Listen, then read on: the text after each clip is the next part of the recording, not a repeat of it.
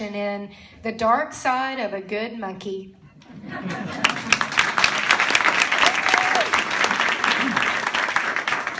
So I find him during the move last year. I hadn't lost him really, but I couldn't quite put my finger on where he was. I almost cry when I open the plastic shoebox. Scotty. His gray, once black flesh where I have literally loved it off. His molded plastic face, barely any color left to differentiate his eye from his nose, from his tongue, that never held on to the banana very well anyway.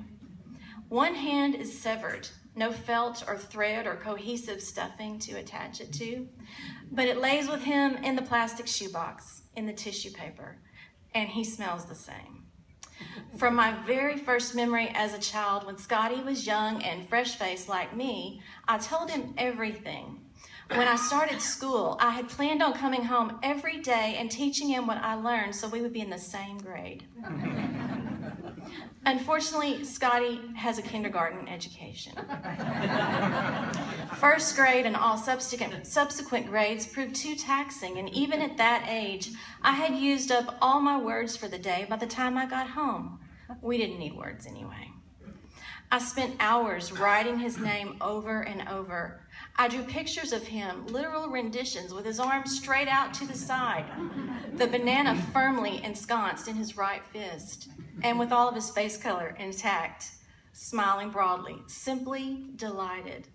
Mama typed out an excerpt from the Velveteen Rabbit, the part about when a toy is real. She laminated it along with one of my drawings. Years passed, and life was great for me and Scotty until I made the terrible mistake of watching Trilogy of Terror. Little did I know that an ominous seed would be planted. In the third act, a woman receives a little tribal doll that in my mind resembled the troll under the goat's bridge, only smaller and more agile, a mouthful of jagged, sharp teeth. If his necklace was on, he behaved like, well, a doll. If it was off, all hell broke loose, and it did. My child's memory rolls film.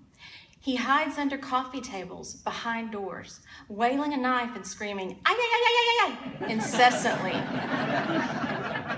He chomps and slashes ankles, blood everywhere. After viciously fighting him off, the heroine cooks him in the oven on what my adult mind would say would be the self-cleaning cycle. Only, guess what?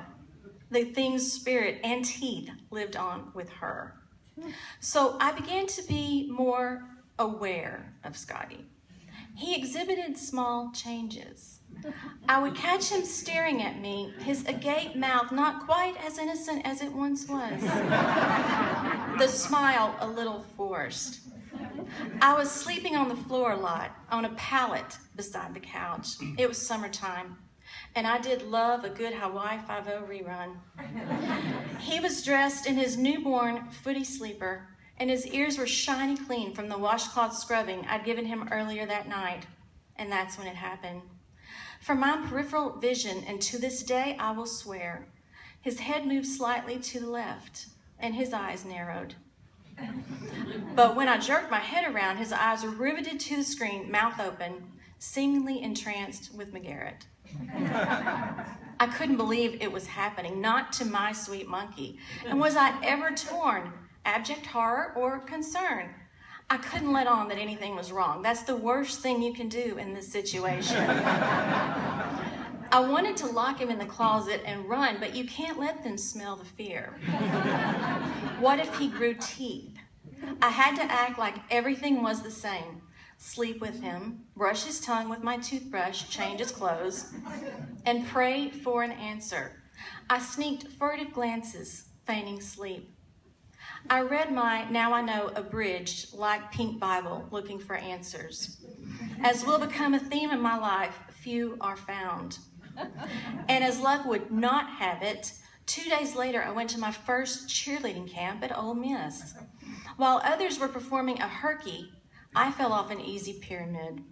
I had not yet learned to compartmentalize my anguish. At night, on a safety-pinned fitted sheet on the top of a long twin bed that usually housed a college basketball player, I struggled with the possible scenarios. what was really happening back home. The family had seemed a little off when I called, but I had explained to him well beforehand where I was going and why I couldn't take him, right? What if he'd had a moment of clarity, saw through my ruse, and was holding the family hostage? Or assumed I had left him because he was now, by no fault of his own, possessed. Scared, I solicited friends to accompany me to the communal bathroom. I feared it, yet could not wait to get home. My mom picked me up on the final day, and joy, she was fine. After the endless drive, I ran through the house and practically kicked my bedroom door open like a drug bust. And there he was, perched high among my ruffled pillows, smiling and delighted, real delight, not the rush party teeth drying out kind. And he was wearing my favorite outfit, a newborn blue checked romper with black and white striped tennis shoes my grandmother had found for him at the dump.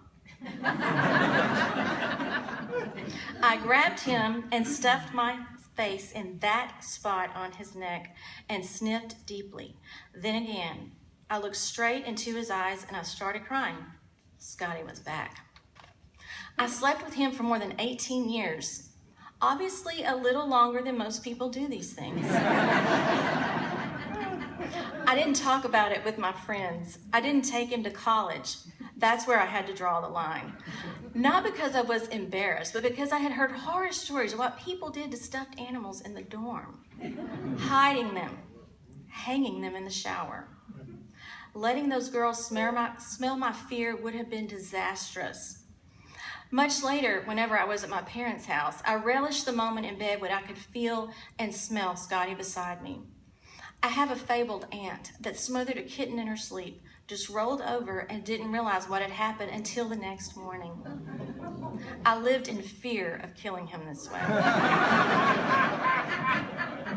I still sleep on my side, curled up with the space where he used to be. So he's got a place of honor in the top of my closet today. I see him every time I open the curtain because, you know, he has to be in the house with me, his weird little child, and he still smells so good.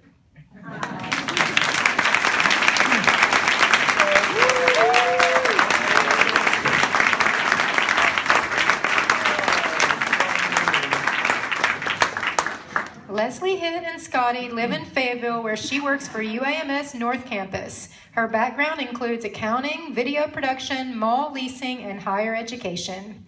Please help me welcome back to the stage